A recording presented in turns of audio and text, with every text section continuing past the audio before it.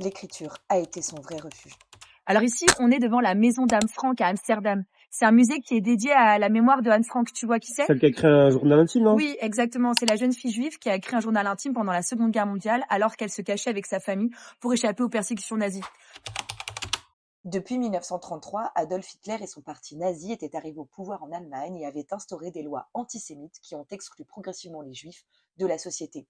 Ainsi, beaucoup de familles juives avaient fui l'Allemagne pour échapper à ces persécutions. C'est ainsi qu'en 1933, la famille Frank a quitté l'Allemagne pour s'installer à Amsterdam aux Pays-Bas, pensant y être en sécurité.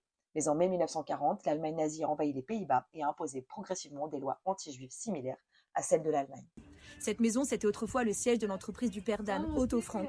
Et en 1942, la famille de Frank, accompagnée d'autres personnes, s'est cachée dans une annexe secrète à l'arrière du bâtiment pendant plus de 2 ans. En 1944, ils ont été dénoncés et déportés dans des camps de concentration. Et il n'y a que le père, donc Otto Frank, qui a survécu après la guerre.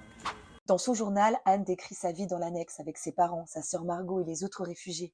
Elle parle des privations, des tensions entre les habitants et des difficultés liées à l'enfermement. Mais elle exprime aussi ses sentiments, ses doutes, ses espoirs et ses rêves d'avenir, avec des réflexions profondes sur la guerre, l'humanité et la liberté. Le récit s'interrompt brusquement en août 1944 lorsque la cachette est découverte et que ses occupants sont arrêtés. Anne meurt du typhus en 1945 au camp de Bergen-Belsen. Elle avait 15 ans. Aujourd'hui, la maison d'Anne Frank est un musée qui préserve l'annexe secrète. Les visiteurs peuvent voir à l'intérieur où Anne a vécu, ainsi que des expositions sur la persécution des Juifs et la lutte contre la discrimination. C'est un des lieux aujourd'hui les plus visités d'Amsterdam qui attire des millions de visiteurs chaque année.